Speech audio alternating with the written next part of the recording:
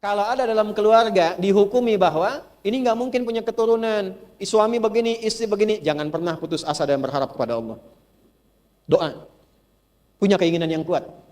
Sampai Nabi Zakaria mengatakan begini, ya Allah, aku tidak pernah putus berdoa kepadamu sampai rambutku tuh memutih, fisikku jadi letih. Kaf ha ya ain sad.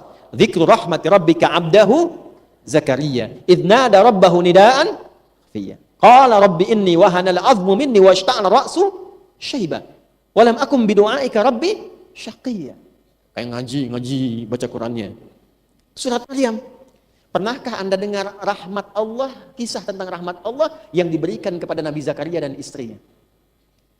Ketika Nabi Zakaria berdoa dengan khusyuk mengatakan pada Allah, ya Allah, aku tidak pernah putus harapan untuk bermohon kepadamu memiliki keturunan. Dari rambutku hitam sampai rambutku memutih sampai fisikku letih. Aku tak pernah menyimpulkan putus harapan akan kehilangan harapan darimu untuk memberikan padaku keturunan. Ini saya gambarkan gini, Bu. Ilustrasi ya, walaisa kamitslihi syai'. Bu, Allah itu maha kasih tidak? Maha sayang tidak? Rahman Rahim tidak? Seorang ibu berkasih sayang tidak? Lebih kasih mana, ayah atau ibu? Ibu. Ya kan? Ibu kan? Karena itu ibu punya rahim kan? Saya tanya pada ibu, kalau ada orang di depan pintu minta begini, Bu, kasih Bu, kasih nggak? Belum tentu. Naon maneh katanya. Belum tentu. Tapi kalau saya katakan begini, di depan pintu sudah 24 jam nggak meninggalkan kediaman ibu. Bu, tos sadinten sawengi abdi di dia, Bu. Bu, ibu kasih nggak? Ibu pasti kasih minimal kan supaya orang itu tidak berada di situ kan? Ibu kebayang nggak? Ibu aja yang punya rahim bisa begitu. Allah itu Rahman dan Rahim. Ada hambanya bilang begini, ya Allah, dari rambutku hitam sampai rambutku memutih, dari fisikku kuat sampai letih, aku nggak pernah putus asa menyimpulkan bahwa engkau itu pengasih. Pasti engkau berikan aku keturunan. Kalau pada yang maha memberi, pada yang maha kasih, pada aku tidak memberi, kepada siapa lagi aku lantas mesti memohon? Nanti di ayat 38 kalimat itu ditemukan di surat Ali Imran. Itu mintanya seperti itu. Maka apa jawabannya? Fastajabna lahu. Dijawab langsung, turun malaikat. Nanti jawabannya di Quran surah ke-3 Ali Imran ayat 39-nya. Makanya nanti kisah 35 sampai 37, Hannah yang divonis tak mungkin punya keturunan, punya anak nanti namanya Maryam, perempuan. Nanti Zakaria alaihissalam dengan istrinya yang divonis tidak mungkin punya keturunan, ayat 38-nya sampai 39, punya anak diberi nama Yahya, laki-laki. Jelas? Halo? Fanadatul malaikatu wa huwa qa'imun yusalli fil mihrab annallaha yubashshiruka bi Yahya.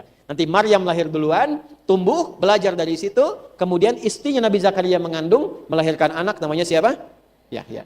Dan namanya, Bu, karena menggantungkannya kepada Allah, mintanya kepada Allah, enggak putus harapan kepada Allah, namanya pun langsung diberikan oleh Allah. Jadi Yahya itu pemberian nama langsung dari Allah. Artinya hidup. Yang kata manusia mustahil. Dari rahim seorang ibu yang divonis monofos, dan mandul, tidak mungkin punya keturunan. Kata Allah, tidak ada yang tidak mungkin. Jadi dan hiduplah dia. Maka diberi nama dengan Yahya. Balik ke Maryam. Nah, satu adabnya, jangan pernah putus harapan. Selalu perbanyak doa. Yang kedua, ini yang paling penting nih. Ustaz Abi tos ngadoa. Saya sudah berdoa. Kenapa belum terjawab? Di sini penting belajar adabnya. Ini yang mahal. Saya tanya pada ibu, tadi Hannah itu doa punya keturunan untuk apa? Mengabdi. Ya kan? Pernah nggak bawa-bawa dunia dalam doanya? Tidak. Pernah nggak dalam riwayat disebutkan Hannah berdoa, ya Allah, aku pengen punya anak, seorang dokter loh gitu. Misal, tidak salah kan? Tidak salah, boleh. Ya, dokter silahkan, arsitek silahkan. Insinyur silahkan. Tapi yang pokok apa? Kalau punya hajat, punya kepentingan yang istimewa sifatnya, sementara orang lain membatasi. Termasuk ibu nanti bawa pesan ini ke suami-suami. Dalam kondisi yang mungkin tidak mudah, sedang sulit dalam pekerjaan, rezeki dan sebagainya. Rumusnya ini. Salah satunya apa? Bawa kepentingan doa itu kepada kepentingan ibadah. Arahkan ke ibadah.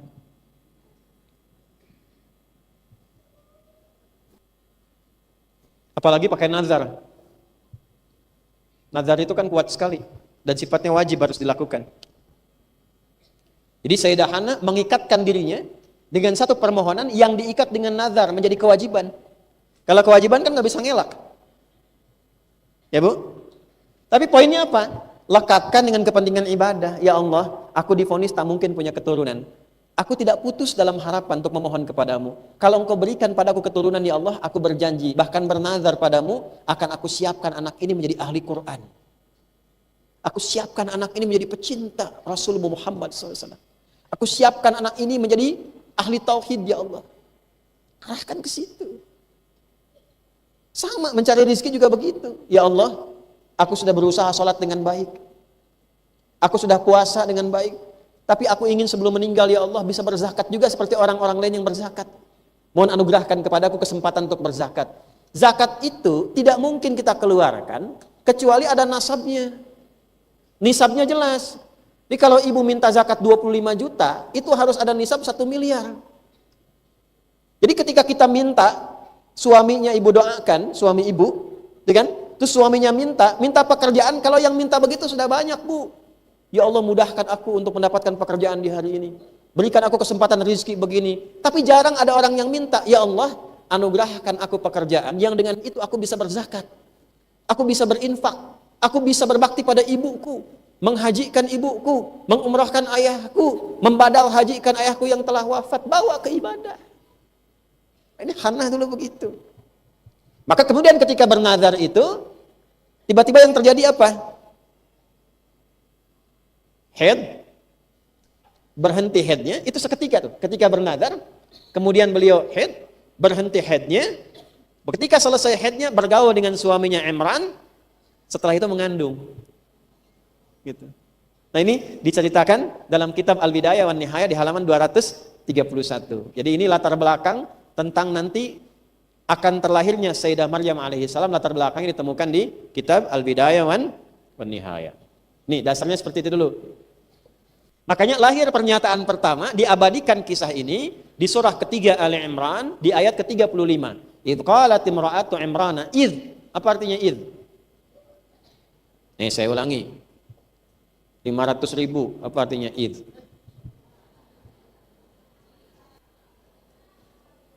Apabila, jika, kelahiran. Ayo ngarang lagi terus. Sudah waktu habis ya. Idh kalau lihat mushaf itu ingatlah. Kan? Kalau idza baru apabila, jika. Saya tanya ini, ibu mungkin nggak mengingat sesuatu yang tidak pernah ibu alami? Hah? Mas, ingat gak? Kan nanya dulu, ingat apa gitu kan? Oke?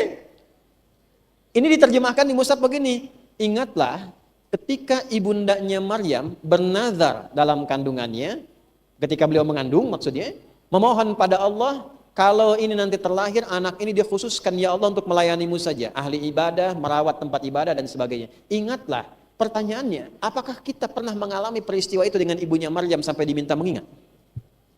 Oleh karena itu penting belajar, idh itu punya 3 arti. 1, pelajari. 2, pahami. 3, ingat yang telah dipelajari dan dipahami ini. Jadi maksudnya apa? Hei para perempuan-perempuan di muka bumi.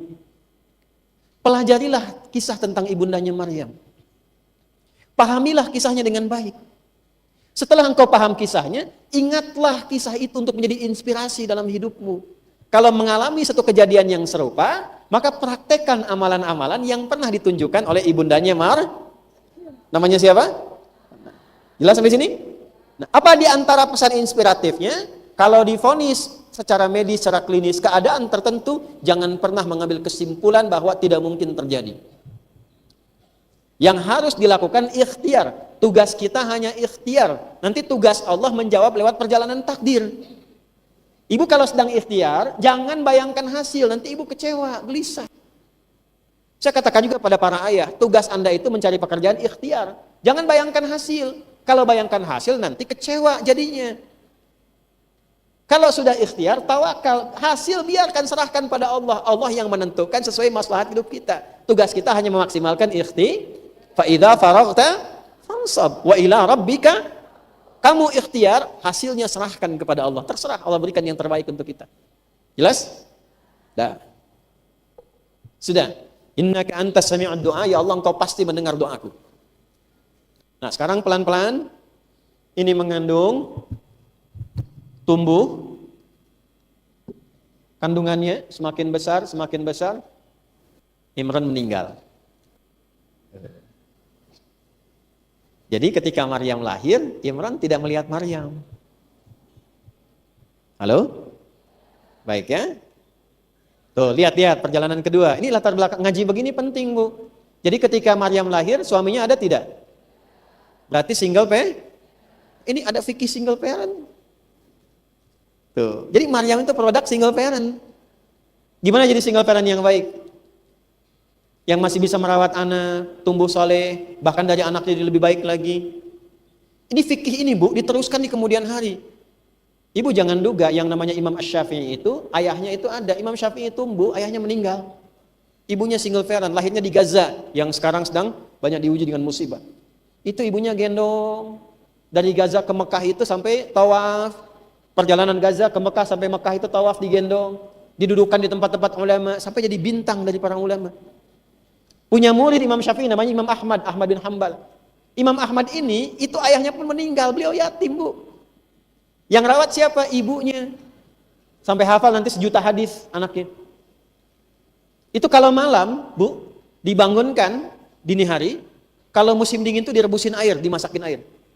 Air yang hangat itu diwudukan anaknya, dibawa ke masjid, diletakkan di masjid, ibadah. Ibunya kalau sedang haid, nunggu di luar, anaknya di halaqah para ulama.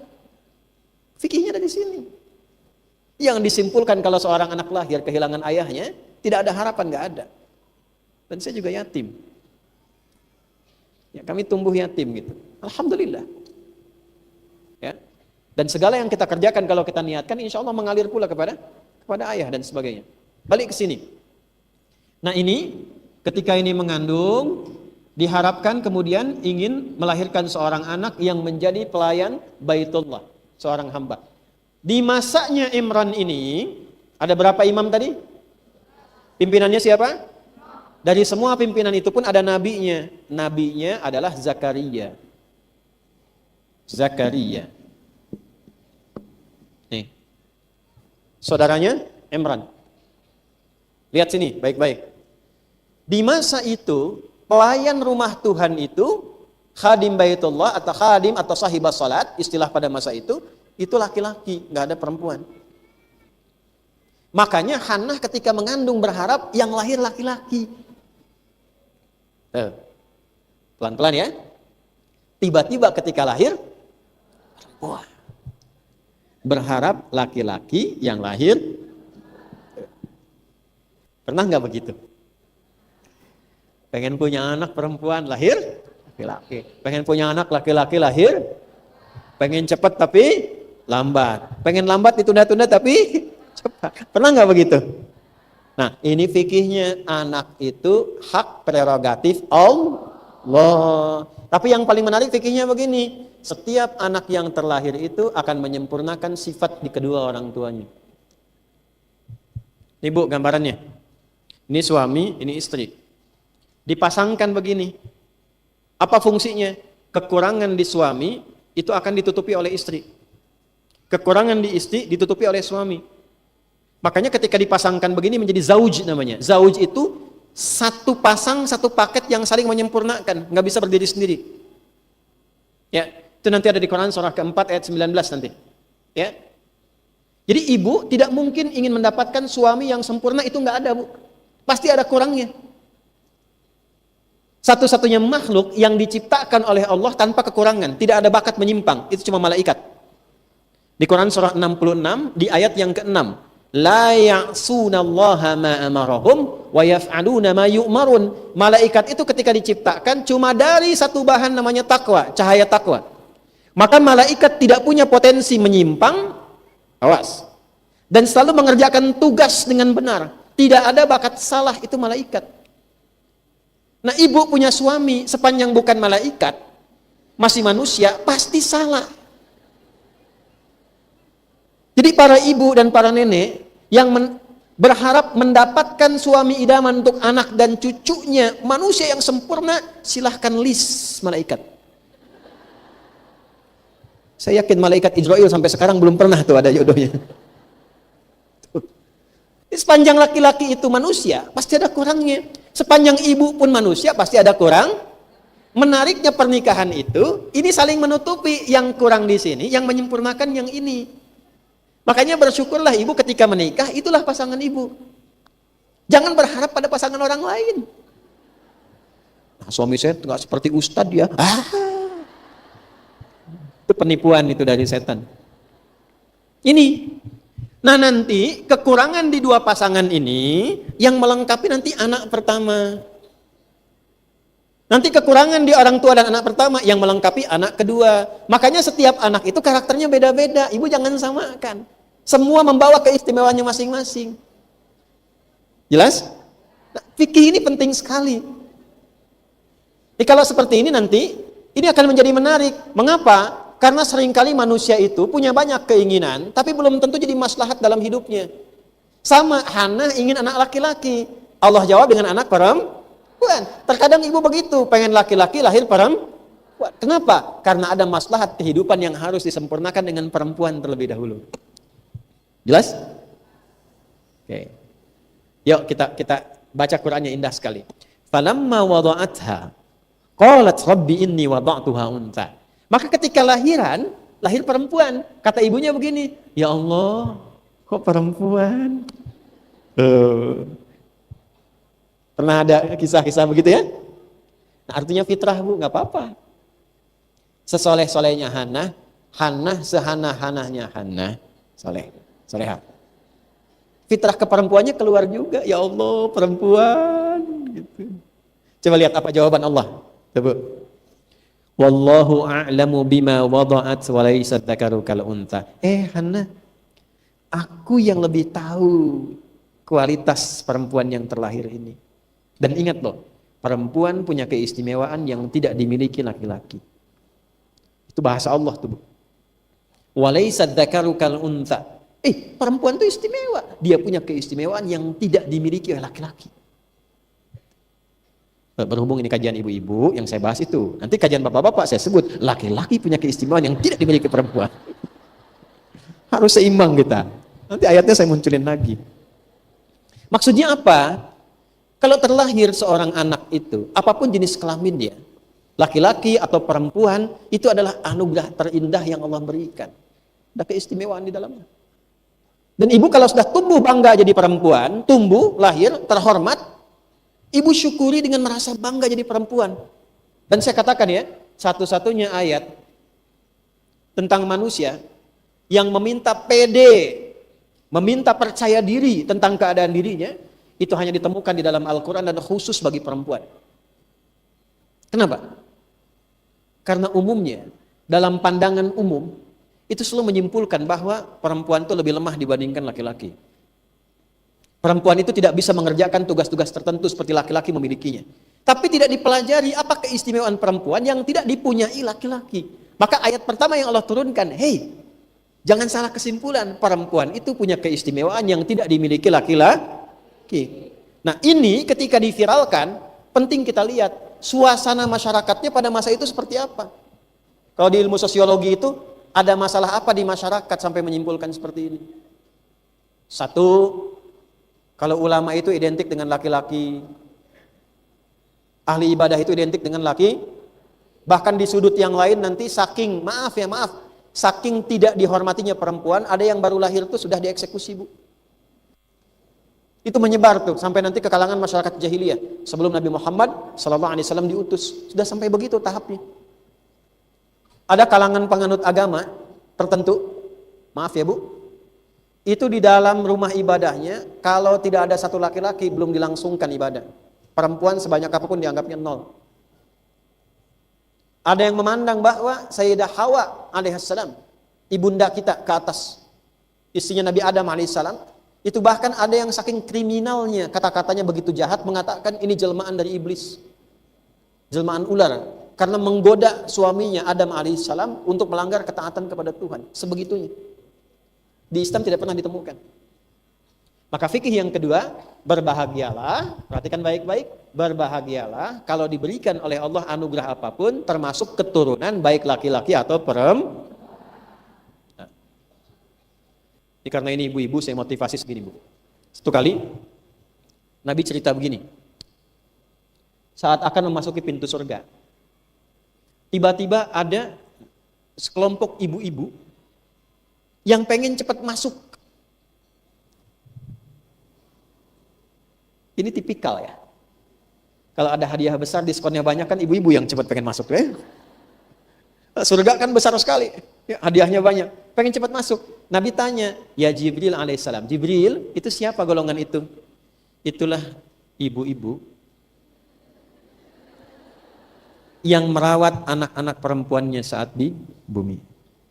Riwayatnya sahih. Makanya Nabi pernah komen, seorang ibu yang merawat 2 anak perempuan, pernah nggak dengar hadis itu? Ya kan? Dan 2 anak itu menjadi syafaat untuk dirinya saat yaumul hisab. Itu yang menjadikan ibu itu pengen cepat masuk sampai pengen mendahului Nabi. Ya, karena fitrah di dalam hatinya, bukan karena ketidakpatuhannya. Ya, tahu nggak kisahnya apa, Bu? Kan lagi makan, ada kurma kan? Jadi jatah anaknya sudah, jatah ibunya dibagi lagi untuk anaknya. Itu yang memberikan Nabi komen. Ibu itu langsung subscribe and like. Keturunan. Lahirnya siapa? Perempuan kan? Nah sekarang, yuk masuk ke Maryamnya. Belum kena mak, mukadimah kedua ini. Tinggal 15 menit ini waktunya. Baru mukadimah. Ya. Sabar ya, nggak ngaji dengan saya harus begitu, sabar. Wa inni sammaituha Maryam. Berikutnya adalah adab dalam mendidik anak perempuan. Nanti laki-laki di lain tempat ya, nanti ada di surat Luqman itu nanti terkait laki-laki. Ini untuk perempuan dulu.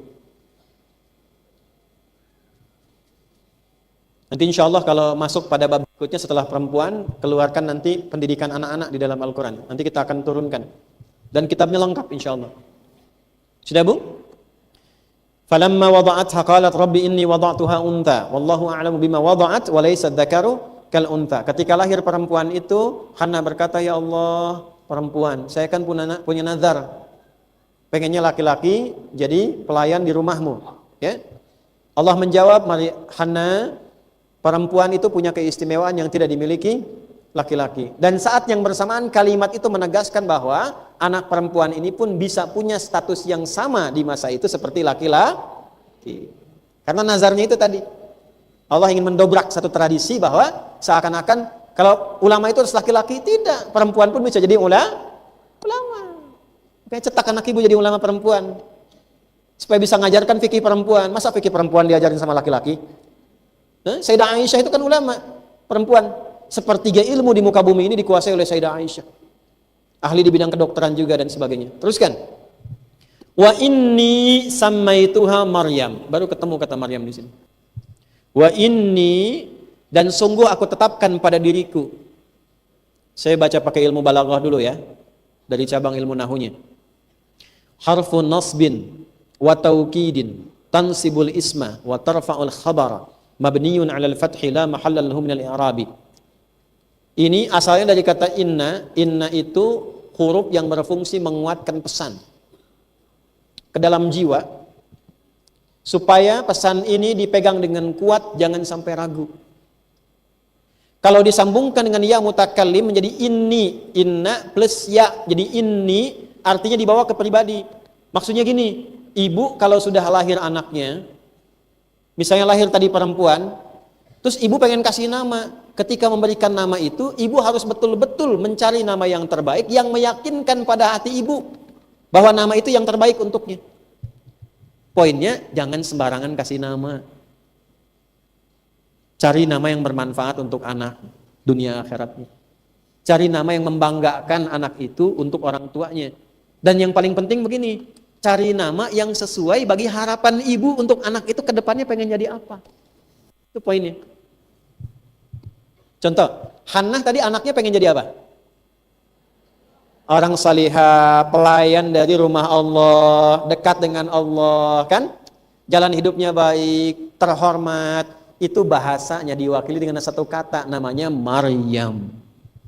Itu artinya. Maryam.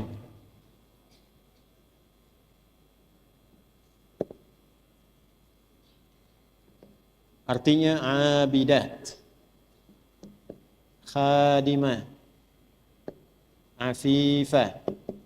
Ini Maryam nih.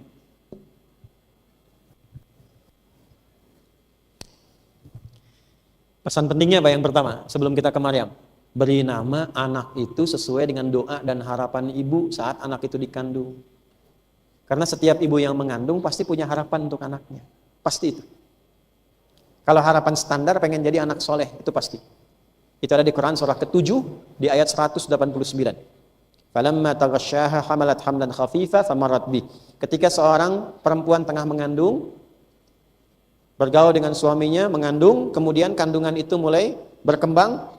Falamma athqalat, ketika semakin membesar, menjelang kelahiran itu harapan semakin tinggi. Da'awallaha rabbahuma. Suami istri itu normalnya pasti bermohon pada Allah.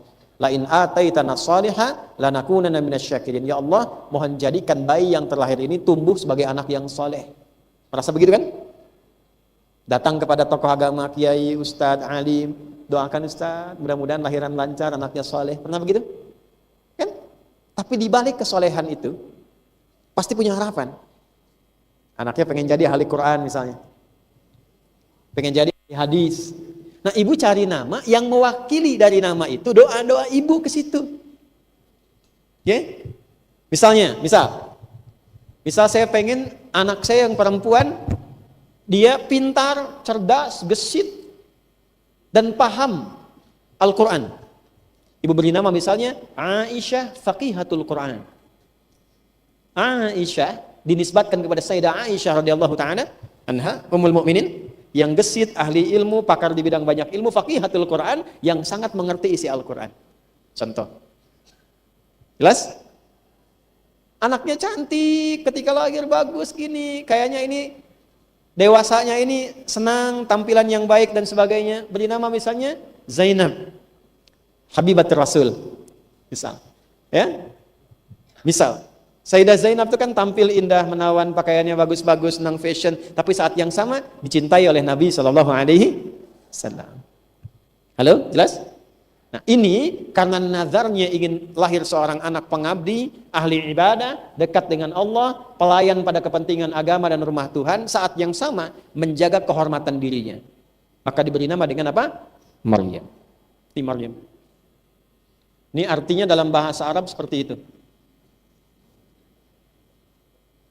Ibrani pun demikian. Dalam bahasa Ibrani itu Maryam. Maryam. Maryam. Dalam bahasa Aramaik juga sama. Maryam. Terserah apakah setelahnya Belina atau apa dan semua itu kan bebas tuh. Penting Maryam dulu. Nah, dalam bahasa Yunani Maryam atau disingkat Maria. Maryam atau disingkat Maria.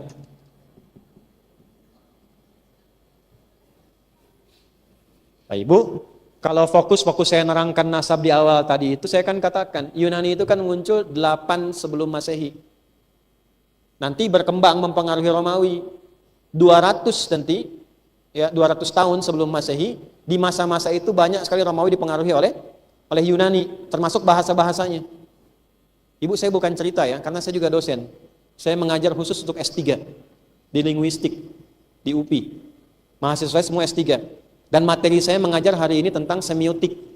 Semiotik itu cabang di bidang bahasa untuk meneliti akar-akar dan tanda-tanda dari bahasa, dari penampilan, dari fenomena. Ya, misalnya kenapa ini ada rombongan yang jilbabnya kok hitam gitu. Yang satu jilbabnya kuning, ininya gini, apa keadaannya dan suasana hatinya atau keadaan. Itu ada di semiotik, itu ada cabang seperti itu.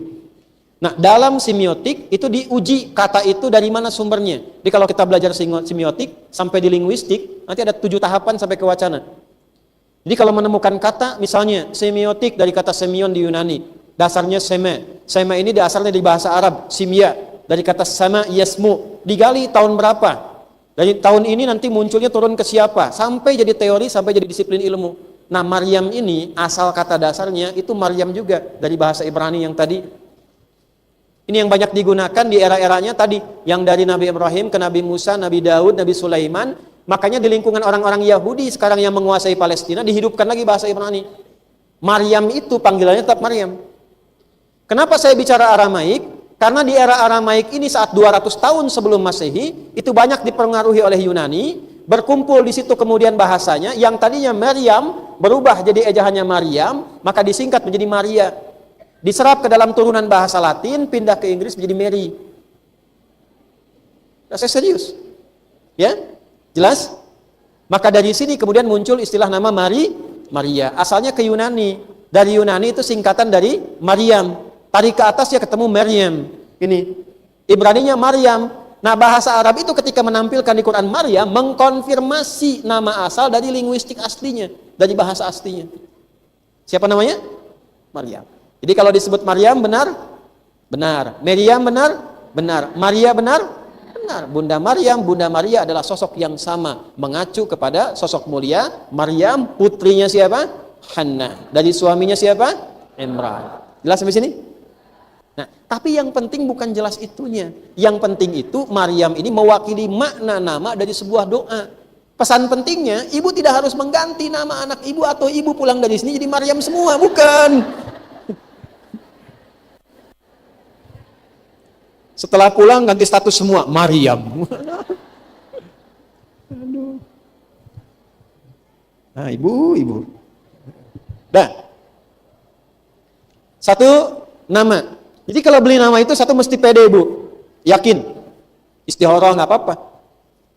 Yang kedua tadi cari jalan sesuai dengan niat doanya. Dah, ada satu ya. Ini baru mulai kelahiran nih. Kalau ada anak yang namanya membawa takdir perjalanan yang kurang baik bagi hidupnya, boleh diganti namanya. Boleh. Dulu zaman Nabi itu ada seorang sahabat masuk Islam, hidupnya murung terus. Karena namanya si murung. Diganti oleh Nabi si bahagia. Dari situ berubah. Nama itu doa. Nama itu apa? Doa. Dan hati-hati termasuk nama-nama yang tidak baik yang memang harus diganti. Misal, ibu kenal Abu Hurairah? Saya bilang kenal. Sahabat Nabi kan? Nama Islamnya Abdurrahman. Nama awalnya Abdus Syams. Abdus Syams itu hamba matahari. Beliau majusi, masuk Kristen, masuk Islam mu'allaf. Begitu masuk Islam diganti menjadi Abdurrahman. Hambanya Allah yang maha penyayang. Ada nama-nama setan, hati-hati bahaya. 9. Ya, ibu paling ingat Dasim gitu kan? Ya. Ada 9 nama tuh. Ya. Hati-hati, termasuk cek nama suami, nama anak tuh ya, yang laki-laki. 1 nama.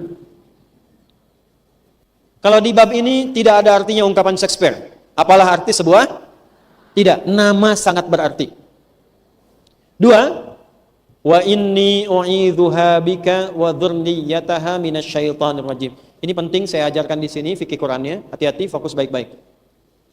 Dari sejak lahir, mintakan perlindungan kepada Allah atas bayi yang terlahir ini dari godaan-godaan setan selama hidupnya. Ibu, ini kalimat yang diabadikan Quran, dan ini menjadikan Maryam dan anaknya Isa bin Maryam 2 manusia di muka bumi. Perhatikan baik-baik, yang langsung dijamin Allah tidak diganggu oleh setan saat lahirnya. Makanya ketika nangis, nangisnya pelan, Bu.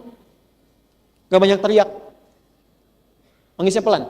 Ini saya bukan bicara tentang medis ya. Kalau medis itu urusan lain. Itu hal yang lain. Tapi ini ingin menunjukkan betapa lahir itu tenang anaknya, lembut anaknya, tetap menangis juga, tapi dalam keadaan yang sangat tenang. Ada faidah apa? Ada manfaat apa? Karena ketika terlahir, baru dilahirkan, kemudian dimohonkan pada Allah oleh ibu yang baru melahirkannya. Suami juga boleh menyampaikan itu karena di sini disebutkan suaminya Hannah yaitu Imran sudah meninggal sebelum Maryam lahir.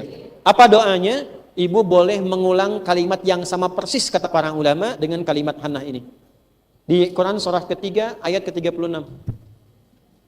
2, ini nama sudah, yang kedua doa saat kelahiran.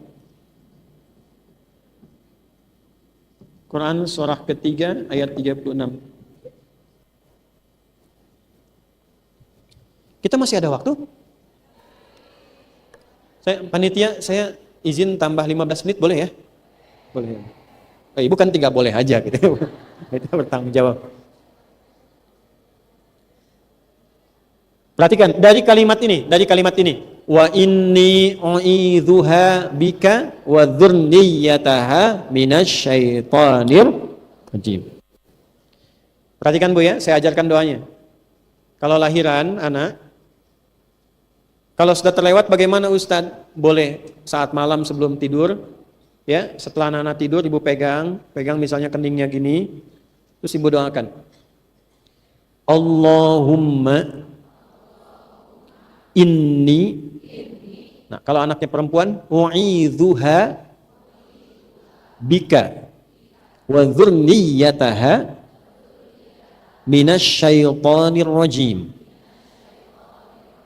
Jelas ya? Allahumma inni u'idzuha bika wa dzurriyyataha minasyaitonir rajim. Kalau anaknya laki-laki, haknya tinggal ganti hu. Haknya ganti apa? Hu. Allahumma inni u'idzuhu bika wa dzurriyyatahu minasyaitonir rajim. Jelas ya?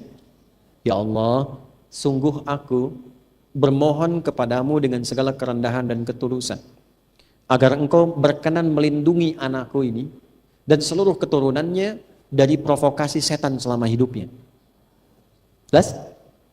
Ya, ini bagian penting doa. Karena gini Bu, maaf ya. Anak itu sebagaimana baiknya ibu merawat, tetap tidak akan lepas dari objek godaan setan. Setan tuh gak akan melepaskan sepanjang itu masih keturunan anak Adam. Ibu latih di rumah, didik, rajin mengaji, taat pada orang tua. Ketika anak itu keluar rumah, siapa yang memastikan anak itu bergaul dengan cara yang benar? Dapat pengaruh di lingkungannya. Ini saya bicara di sini Bu ya. Saya pernah bertemu dengan seseorang yang bersedih saat tumbuh dewasanya. Anaknya TK-nya TK Islam, SD-nya SD Islam, SMP Islam, SMA Islam. Begitu masuk perguruan tinggi, 2 pekan tidak pulang ke rumah. Begitu pulang, minta izin pindah agama. Ibu tahu Nabi Yusuf kan? Ya kan? Punya berapa saudara? 11. Karena beliau total, Nabi Yakub itu 12 anak kan? Ya kan? Halo? 12 ini, Nabi Yakub itu tidak pernah lepas. Ini bisa ibunya, bisa ayahnya. Tidak pernah lepas memohon kepada Allah agar dilindungi 12 anaknya ini dari provokasi setan. Apa yang terjadi? Ketika anaknya mulai tumbuh, yang Nabi Yusufnya ini terlihat baik, itu kan wajar. Biasanya orang tua punya kecenderungan kan? Tanpa melupakan yang lain. Nabi Yakub itu adil pada semua anaknya. Tapi melihat ada potensi lebih unggul di Nabi Yusuf alaihissalam. Maka diarahkan sesuai potensinya. Yang 11 anak ini, yang satu adik Yusuf namanya Bunyamin, mendukung kakaknya, mendorong ayahnya juga dengan itu. Yang 10 diprovokasi oleh setan. Supaya apa? Supaya mereka berbuat jahat kepada Yusuf ini. Maka apa yang terjadi? 10 orang rapat di samping rumah. Perhatikan Bu ya. 9 mengusulkan uqtulu Yusuf. Sudah, selesaikan Yusuf, eksekusi saja. Supaya apa? Supaya ayah nanti nggak punya perhatian lagi ke Yusuf, perhatiannya ke kita semua. Itu kan logika anak yang baru tumbuh Bu, ada remaja, cemburu kepada saudaranya. Dari cemburunya menghasilkan niat yang diprovokasi setan untuk mengakhiri hidup saudaranya. Supaya ayah perhatiannya ke kami saja. 10 kumpul, 9 memutuskan selesaikan Yusuf. Satu orang mengatakan, jangan eksekusi, cukup lemparkan aja ke tempat gelap, diambil oleh orang lain, yang penting kan menjauh dari kita. Saya tanya pada ibu, Kalau 10 orang rapat, 9 orang ada suara, 1 orang ada suara. Kalau 9 mengusulkan A, 1 mengusulkan B, 10 rapat yang diterima yang mana? Yang 9. Yang ini menarik, 9 orang mengusulkan, 1 orang mengusulkan, 10 rapat, 9 orang mengusulkan A, eksekusi Yusuf. 1 orang mengusulkan jangan, lempar aja ke tempat gelap. Yang menarik, yang diterima ini yang 1. Padahal setan kalau memprovokasi tidak pernah turun, selalu naik. Pertanyaan saya, kok bisa pindah ke 1 dari yang 9 ini? Kesimpulannya 1, karena ayahnya tidak pernah putus mendoakan semua anak-anaknya. Jadi kalaupun ada anak ya Bu, mohon maaf, terlihat perilakunya berbeda. Orang mengatakan aktif, orang mengatakan nakal dalam tanda petik, padahal saya tidak punya kosakata nakal itu. Bagi saya nggak ada anak nakal itu.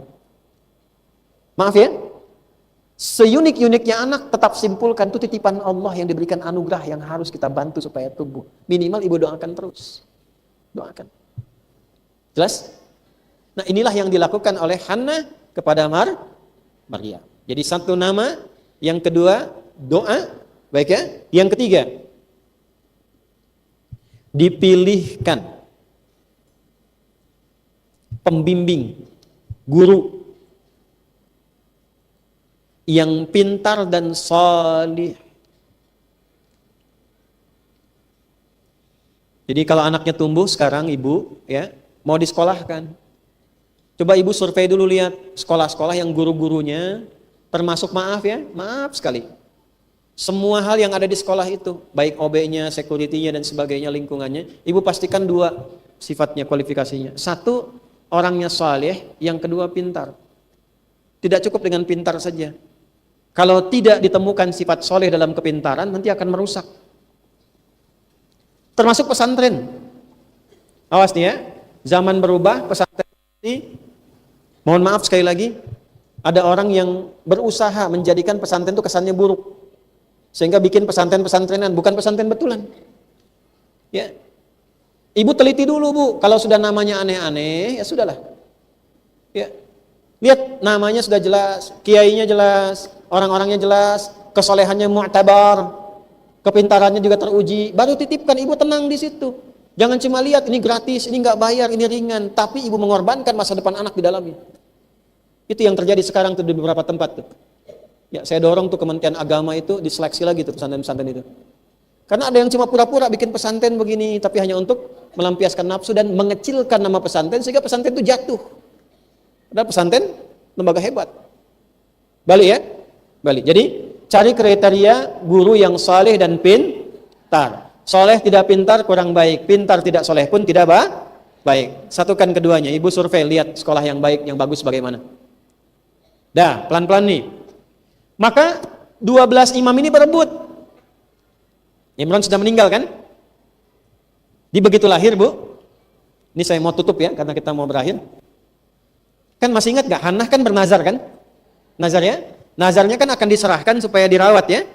Jadi merawat rumah Allah, tumbuh nanti jadi seorang hamba yang taat ibadah, rajin dan sebagainya. Maka ini kan harus dititipkan, yang merawatnya siapa? Maka ketika baru dilahirkan, diberikan ASI cukup dan seterusnya, maka diserahkanlah. Ini dalam bahasa kitab itu dibungkus pakai kain, dibaguskan. Setelah itu dicukupkan, diserahkan kepada para imam-imam tadi. Maka imam-imam itu berebut ingin merawat Maryam ini supaya mereka menjadi orang yang merawatnya tumbuh menjadi anak yang sukses, solehah. Karena tahu ini ibunya solehah, ayahnya soleh juga, pasti anaknya juga soleh. Dan lahir dari proses yang tidak biasa. Jadi Maryam ini unik, ibunya melahirkan tidak biasa, Maryam pun akan mengandung dan melahirkan tidak biasa, anaknya pun tidak biasa. Ini menarik nih. Ya, pelan-pelan, pelan-pelan. Maka Nabi Zakaria mengatakan, saya kan pamannya, saya Pak Le-nya, saya lebih berhak. Yang lain mengatakan, ini tidak ada urusan dengan Pak Le, Pak D ataupun yang lainnya. Ini urusannya dititipkan ke sini, kita semua panitia di sini, kita undi. Maka mereka mengundi dengan 3 kali tahapan. Tuliskan nama, dikocok begini, keluar 1, begitu keluar namanya Zakaria alaihissalam. Oh ini belum yakin, yang kedua harus dikasih beban. Kasih beban, kemudian ke air ditumpahkannya. Nanti yang keluar, kalau keluar bebannya jatuh, kemudian jatuh itunya satu, maka itu yang jadi perawatnya. Apa yang terjadi? Para ibu sekalian, yang keluar pun Nabi Zakaria lagi. Yang ketiga, 3 kalinya, sekarang semuanya ditumpahkan. Yang ngambang ke atas, yang tenggelam, itu yang tidak merawat. Yang ngambang ke atas, ya, mengapung ke atas itu, namanya dari kayunya itu yang merawat. Maka 12-nya kemudian dilemparkan ke air dengan tulisan nama. Yang mengambang, mengapung ke atas itu tulisannya pun Nabi Zakaria lagi. Baru yang lain mengatakan, memang sudah kamu yang harusnya merawatnya, katanya. Sepakat semua. Ya, maka ini menunjukkan apa? Di sekolah yang baik, guru-guru yang baik, itu akan punya semangat yang sama semuanya untuk mendidik anak-anak menjadi baik. Sekolah yang baik itu begitu, gurunya kompak, semua punya visi. Bukan hanya ngejar target kurikulum. Ini kalau ada guru-guru di sini tuh, kurikulumnya begini kejar-kejar, tapi tidak memastikan anak itu benar tidak belajarnya, paham tidak. Guru yang baik adalah guru-guru yang kompak, ingin memastikan anak didiknya terawat oleh sosok yang terbaik. Terakhir, kalau ibu sudah berdoa, memberi nama dengan baik, mencarikan guru yang terbaik, tinggal satu lagi, yang keempat. Ini agak spesial ya. Ini di rumah tempatnya. Usahakan kalau anak ingin soleh betul dekat dengan Allah dan investasi untuk orang tuanya di masa depan, siapkan mihrab untuknya. Apa namanya?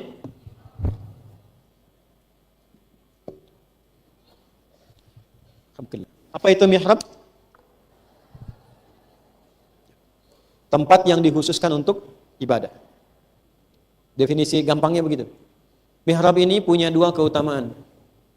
1, mempercepat datangnya rizki dari sisi yang tidak diduga. 2, mempercepat jawaban doa. Semakin soleh orangnya, semakin solehah, dia punya mihrab, terkadang belum minta Allah sudah beri. Jadi ada orang begini bu, dia minta memohon, ini saat dikabulkan, dia minta memohon, begitu disebutkan Allah kasih. Ada orang yang baru terbersit di benaknya, saking dekatnya hubungannya dengan Allah, dan dia butuh itu, baru terfikir Allah sudah berikan. Nah, mihrab itu mengantarkan pada yang kedua. Kenapa tempat imam diberi nama dengan mihrab? Karena diharapkan imam saat memimpin jamaahnya menunaikan ibadah, doanya cepat diterima oleh Allah Subhanahu wa taala. Karena itu tidak boleh sembarangan memilih imam dalam masjid. Nah, ibu boleh bisa siapkan mihrab di dalam rumahnya. Bisa satu bentuk ruangan, atau kalaupun ruangannya terbatas, sehamparan sejadah. Syaratnya cuma satu, jangan campuri di dalamnya dengan urusan yang bukan ibadah. Bahasa gampangnya, khususkan untuk ibadah saja, walaupun sehamparan sejadah. Di situ ibu berdoa, baca Qur'annya, sholatnya, zikirnya. Di luar kepentingan ibadah, ibu keluar dari mihrab. Jelas? Termasuk bikin status. Keluar. Sedang di mihrab nanti ya teleponnya. Nah, keluar. Sudah berapa? Saya sebutkan 4 ya. Yuk, 1 apa masih ingat? Badina. 2, 3, pilihkan guru yang baik, soleh dan cerdas. 4, siapkan Nah, sekarang saya tutup ayat 37-nya. Fataqabbalaha rabbuha biqabulin hasanin wa ambataha nabatan hasanan wa kaffalaha Zakaria. Kalau ada orang tua menyiapkan seperti itu, maka Allah akan cepat merespon, cepat menerima semua ikhtiar yang telah disiapkan orang tua itu. Jadi kalau ada ibu sekarang pulang ke rumah menyiapkan tuntunan ini untuk anaknya, walaupun sudah terlahir, ibu siapkan, ibu ikhtiarkan, ibu doakan, ibu yakinkan kepada Allah, carikan orang-orang baik untuk bisa membimbing dia. Perhatikan kalimatnya, fa harfu atfin rabitin baina syai'aini bila haddin. Huruf konjungsi yang menyambungkan 2 peristiwa dengan cepat. Peristiwa pertama ikhtiar 4, peristiwa kedua balasan yang Allah berikan. Antara ikhtiar dengan balasan tidak ada jeda, langsung Allah berikan. Fataqabbalaha rabbuha, maka Allah menerima ikhtiar orang tua yang menyiapkan seperti ini. Dalam kasusnya Maryam, maka Allah menerima ikhtiar Hannah untuk Maryam itu. Biqabulin hasanin, dengan penerimaan terbaik. Kalau sudah Allah terima, ibu nggak usah repot lagi. Wa anbataha nabatan hasana. Allah yang rawat Maryam itu dengan perawatan terbaik. Ibu nggak pusing bu ngurus rezekinya. Allah yang rawat. Jadi investasi dari sekarang supaya ibu nggak repot ke depan. Termasuk bab rezeki bu. Ibu nggak usah rawat lagi, nggak usah mikirin. Nanti Allah yang kirimkan. Yang paling hebat, walaupun ibu capek di awal, mendidik, capek mengingatkan, kadang-kadang mesti pisah sebentar dengan anak, nangis lagi, doa lagi. Tapi setelah anak itu tumbuh dan diperhatikan oleh Allah, semua investasi itu dibayar lunas. Ibu tinggal tunggu kebahagiaannya aja. Karena rezeki itu ada yang datang dari orang tua ke anak, ada yang datang dari anak ke orang tua. Ibu kalau ingin enak di masa sepuhnya, di masa perjalanan tumbuh akhirnya, kalau ingin nyaman itu di akhir, investasikan anak supaya dekat dengan Allah dari awal. Ini musim haji ya. 8 tahun lalu saya memimpin rombongan haji. Saya Amirul Hajj khusus, undangan dari Saudi waktu itu. Untuk satu pesawat. Hampir sepertiga dari yang mendapatkan undangan itu ternyata anak-anak penghafal Quran. Ibunya nggak hafal bu, ibunya nggak hafal. Dan menariknya, rata-rata, maaf sekali, itu anak yatim. Jadi ibunya berjuang menitipkan anaknya supaya hafal Quran dari kecil. Ibunya nggak hafal, anaknya hafal. Ternyata anak itu dari hafalannya, bagus hafalannya, sampai beritanya ke sana, diundang. Yang diundang itu anaknya, ibunya, gurunya, musyrifnya, dan teman-temannya. Di satu anak bisa bawa 6 orang. Gitu. Coba dari sekarang deh. Kami termasuk sama. Ibunda kami, saya lahirkan, saya katakan tadi, saya 13 tahun, ayah saya meninggal. Kan? Masih ada adik kami satu itu. Itu yang dilakukan. Nah kalau sudah 4 ini dikerjakan, apa yang terjadi? Wa kaffalaha Zakaria, dirawat oleh, tadi dididik oleh sosok yang tadi kita sebutkan, soleh, dekat dengan Allah. Ya walaupun sekarang kita sudah tidak ada nabi, tapi ikuti petunjuk nabi. Ustadz-ustadz, kiai-kiai yang mengikuti petunjuk nabi, ngajarnya benar, mendekatkan diri dengan Allah, titipkan pada yang seperti itu. Jadi di kemudian hari, walaupun anaknya itu tumbuh nanti jadi kiai, mungkin bapaknya bukan kiai, ibunya bukan ya seorang nyai atau sebagainya, tapi anaknya tumbuh mengangkat derajat orang tuanya. Kullama dakhala 'alaiha Zakaria al-mihrab wajada 'indaha rizqa. Keutamaannya, setiap Nabi Zakaria mengantarkan kebutuhan Maryam ke mihrab. Jadi yang punya kunci mihrab itu cuma Nabi Zakaria. Maryam tidak keluar. Setiap diantarkan kebutuhannya, itu semua sudah ada di dalamnya tersedia. Bayang nggak bu? Bu, kalau bukan musim anggur, tidak ada anggur wajar. Ini bukan musim anggur, ada anggur. Bukan musim jeruk, ada jeruk. Musim panas, buah-buahannya buah-buahan musim panas. Ini buah-buahan musim dingin ada di situ. Nabi Zakaria itu sudah paham, ini Maryam ini unik. Dari orang tua yang soleh dan solihah, punya keistimewaan. Tapi hanya ingin memastikan apakah ini didapatkan dari hasil pendidikan yang benar, didapatkan karunia Allah, atau jangan-jangan ada sisi yang lain yang belum diketahui. Maka dikonfirmasi oleh Nabi Zakaria, inilah guru yang benar, memastikan pendidikannya diserap betul oleh anak didiknya. Ibu termasuk kalau anaknya pulang dari sekolah ke rumah, ibu tanya lagi, tadi belajar apa? Dicek lagi, dilihat pahamnya. Nabi Zakaria ngecek, qala ya Maryamu anna laki hadza. Kita berakhir, Maryam dari mana semua ini? Jawaban inilah yang akan melegenda sampai sekarang. Qalat huwa min indillah. Paman, semua ini berasal dari Allah. Didik anak ibu sampai merasa ia punya Allah. Tuh. Dah bu. Kalau sudah merasa punya Allah itu yang lain kecil semua. Didik anaknya sampai merasa punya siapa? Minimal dari lisannya dulu. Dekatkan dengan nama-nama Allah. Sehingga kalau melihat sesuatu, Masya Allah, ada sesuatu astagfirullah, ya Allah, sampai kenal Allah dulu, kenal. Yang penting disebut dulu. Jangan paksakan paham, yang penting kenal, biasakan. Situasi di rumah dekatkan dengan Allah. Setel murattal. Jelas? Kalau itu sudah terjadi, nanti karunia Allah turun. Apa ujungnya? Innallaha yarzuqu may yasha bighairi hisab. Paman seperti paman tahu, Allah pasti akan mengirimkan rizki bahkan dari sisi yang tidak pernah terduga sebelumnya. Rizki itu bukan hanya makanan, bukan hanya pakaian, bukan hanya uang, tapi kesolehan itu rizki, ketenangan itu rizki, kebaikan itu rizki. Ibu punya rumah yang luas, besar, Tempat tidurnya bukan tidurnya. Tempat tidurnya empuk, tapi tidak mendapatkan ketenangan, tidak ada kenikmatan. Tapi ibu ngaji Al-Kahf hari Jumat, malamnya ibu baca Yasin, siang ibu baca Al-Kahfi, ada 4 kisah. Kok bisa? Ada anak-anak muda masuk ke gua. Gua itu kan terasa, Bu, batu, alasnya keras, tapi saking nikmatnya tidur, bisa tidur 309 tahun. Ada orang masuk rumah, kasurnya empuk, baru tidur 3 detik udah bangun lagi. 309 tahun saking nikmatnya tidur. Kalau sudah dekat dengan Allah, ya. Apa coba kalimat yang melegenda di surat Al-Kahf itu? Innahum fityatun amanu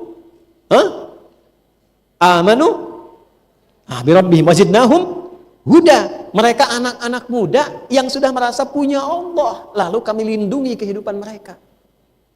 Tuh. Jadi kalau sudah dirawat Allah, kecilnya disayang, remajanya dirawat, tumbuh dewasanya ada dalam naungan Allah Subhanahu wa taala. Itu indah. Nah, pertanyaannya begini, setelah Maryam disiapkan mihrab, disiapkan pengajar, bagaimana cara Maryam ibadah sampai mendapatkan semua keistimewaan itu? Sampai nanti mengandung, melahirkan, punya anak lebih hebat dibandingkan ibunya.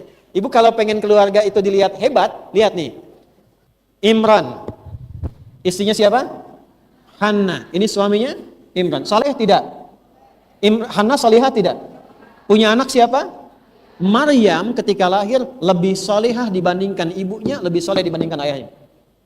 Jadi ibu menjadi ibu yang hebat kalau bisa mendidik anak lebih baik daripada ibunya. Ibu boleh nggak hafal Quran, tapi siapkan anak saya mesti lebih baik daripada saya. Hafal. Nanti anaknya punya anak lagi, cucu ibu lebih baik daripada ibunya, plus kakek neneknya. Maryam punya anak siapa? Isa. Maryam bukan nabi, Isanya nabi. Maryam bukan rasul, Isanya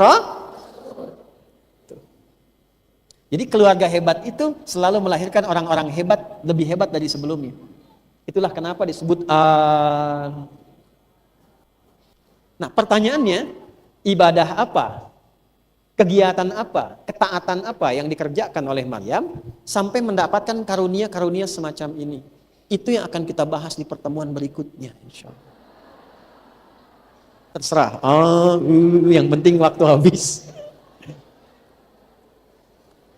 Jelas, Bu? Sebentar sebelum lahir. Ini saya kasih PR dulu, enak aja PR dulu. Enggak, mulai sekarang akan ada PR. Ya, kalau bisa sih dikumpulkan PR-nya. Minimal diperiksa. Kata Maryam di dalam Al-Quran, yang disebutkan khusus namanya saja Maryam, atau Maryam binti Imran, disebutkan sebanyak 11 kali.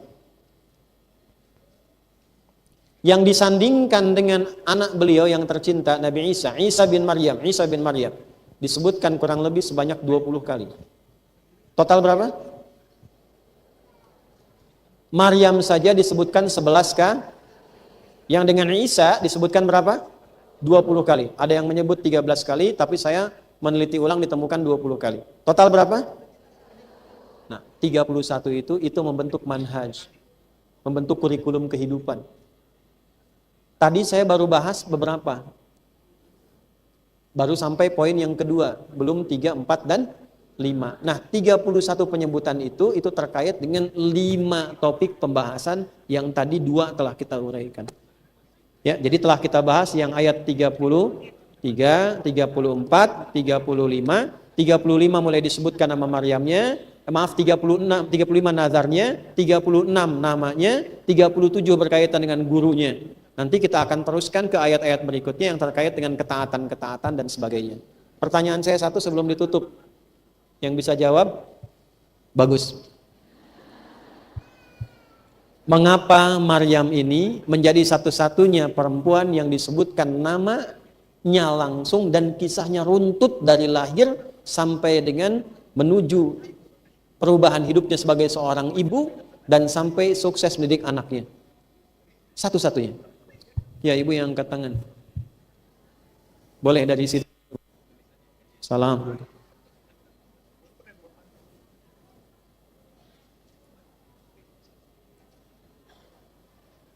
Baik, terima kasih. Sudah cukup satu saja ya. Jawabannya kurang tepat ya Bu, tapi tidak apa-apa. Bagus. Begini, ini penting sekali sebelum nanti kita sampai ke tahap berikutnya. Mengapa Allah menyebutkan nama Maryam langsung dengan keturunan ke atasnya dan ke bawahnya? Maryam anak siapa, keturunan dari siapa, perjalanan hidupnya bagaimana, kebiasaannya bagaimana sampai dengan punya anak. Karena Maryam itu satu-satunya perempuan di muka bumi yang mendapatkan prasangka dari sebagian manusia bahwa ia melahirkan anak yang statusnya menjadi Tuhan. Sehingga ada yang mengira itu ibunya Tuhan. Maka dijelaskanlah oleh Allah sifat-sifat Maryam untuk memberikan pemahaman pada manusia bahwa Maryam ini punya sifat kemanusiaan seperti manusia pada umumnya. Berbeda dengan sifat Tuhan. Salah satunya, untuk membebaskan prasangka yang disematkan kepada Maryam, sehingga tetap menjaga kehormatan dirinya, sehingga berada dalam keadaan yang soleh sebagai statusnya seperti seorang hamba. Yang kedua, menjelaskan kesalahpahaman kepada manusia yang menduga Maryam sebagai ibu melahirkan anak dan diangkat menjadi Tuhan. Maka dijelaskanlah oleh Allah sifat-sifat manusianya. Yang kedua, logika. Logika apa? Yang menerangkan sifat Tuhan dan sifat manusia. Sehingga bisa dibedakan yang Tuhan begini, yang manusia begini. Jelas? Bagaimana cara memahaminya? Nanti pertemuan berikutnya kita bahas. Terserah ya, ini pokoknya pertemuan berikutnya. Nanti kita paham, oh ternyata begini. Nih begini misalnya. Misal ya. Kan Maryam bisa mengandung tanpa ada laki-laki. Nanti Allah balik logikanya. Adam itu lahir tidak ada laki-laki, tidak ada perempuan. Hawa itu lahir tidak ada perempuan, ada laki-laki. Seperti itu kurang lebih ya. Nanti ke Nabi Isa juga kita akan singgung sedikit setelah menyelesaikan kisah Maryam. Mana ibu yang mengangkat tangan tadi? Ada ya? Ini tolong Mas, sini Mas. Nah, walaupun ibu bacaannya kurang tepat, tapi ibu tetap dapat hadiah ya. Siapa yang mau kitab ini? Nanti cari sendiri ya. Itu insya Allah dari Sab Muslimah, nanti saya tunjukkan halamannya nanti di fotokopi ya. Ibu sekalian, demikian yang dapat saya sampaikan. Malam nanti ada pengajian cukup penting materinya tentang bagaimana kita mendekati Allah lewat Islam, iman dan ihsan. Mudah-mudahan diberikan kelapangan waktu terutama pada para suaminya untuk mengaji. Allahumma taqabbal minna innaka antas sami'ul alim wa tub 'alaina innaka antat tawwabur rahim. Rabbana atina fid dunya hasanah fil akhirati hasanah wa qina adzabannar. Wa sallallahu ala sayyidina Muhammad wa ala alihi wa sahbihi ajma'in. Subhana rabbika rabbil izzati amma yasifun wa salamun alal mursalin wa akhiru da'wana subhanakallahumma rabbana wa bihamdika nashhadu an la ilaha illa anta nastaghfiruka wa natubu ilaik. Alhamdulillahi rabbil alamin. Assalamualaikum warahmatullahi wabarakatuh.